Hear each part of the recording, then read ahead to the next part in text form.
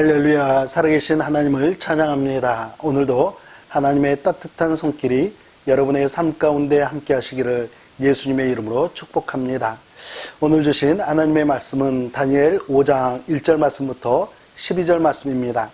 오늘 주신 말씀의 제목은 세상 왕권을 주관하시는 하나님의 손길입니다. 화려했던 느부갓네살 왕의 시대가 지나가고 벨사살 왕의 시대가 되었습니다. 2절 말씀에서 보면 느부갓네살이 벨사살의 아버지로 소개되고 있는데 족보상으로는 벨사살의 조부였습니다. 원문으로 보면 부친이라는 이 표현은 부친뿐만이 아니라 조상을 가리키는 단어였기 때문에 오역은 아닙니다. 1절 말씀을 보겠습니다.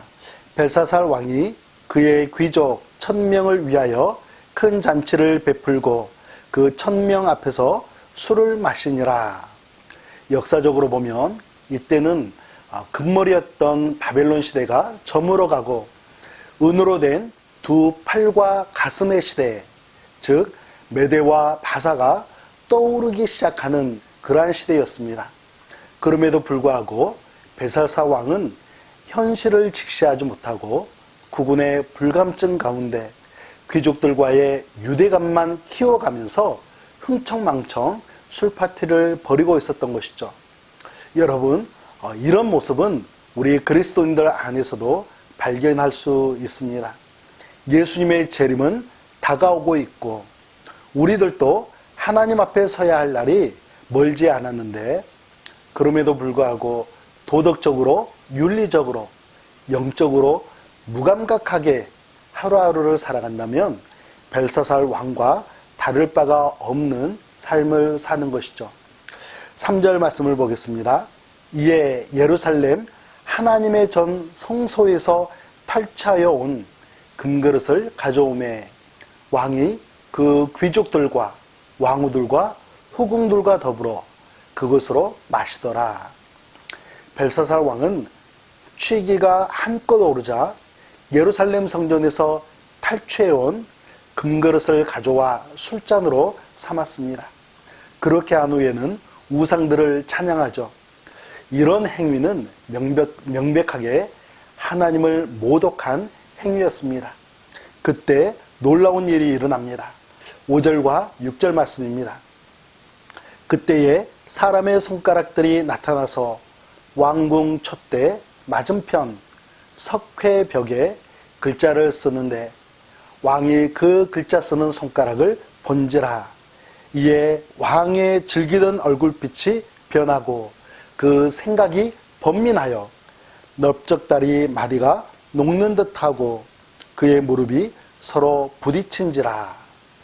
하나님을 모독하고 우상을 숭배하는 자리에서 갑자기 사람의 손가락이 나타나 왕궁 벽면에 해석할 수 없는 글자를 썼습니다. 조금 전까지만 해도 의기양양했던 벨사살 왕은 충격에 빠져서 하나님의 현현 앞에 두려워하며 떨 수밖에 없었습니다. 왕은 포상을 약속하며 해석할 것을 명령했지만 어느 누구도 해석할 수가 없었죠. 그때 왕비가 다가와서 거룩한 신들의 영이 있는 사람, 그 사람을 찾으라면서 이렇게 이야기합니다. 12절 후반절 말씀입니다. 이제 다니엘을 부르소서. 그리하시면 그가 그 해석을 알려드리리다 아니라. 이 말씀을 보면 벨사살 왕은 다니엘을 잘 모르는 관계입니다. 느부갓네살 왕의 아들이자 벨사살 왕의 아버지였던 나보니두스 왕 때에 다니엘에게 무슨 일이 일어났는지는 알 수 없지만 다니엘은 잊혀진 존재로 살아가고 있었던 것이죠.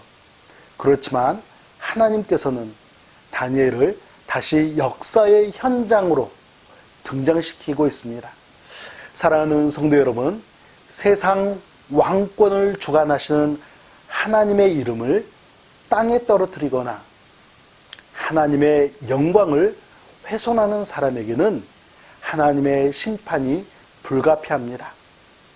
그러나 하나님의 영광을 위해 헌신하거나 예수 그리스도의 복음을 위해 수고하는 하나님의 자녀들에게는 반드시 하나님의 상이 베풀어지고 하나님의 세우심이 있다는 사실을 우리 모두 기억해야겠습니다.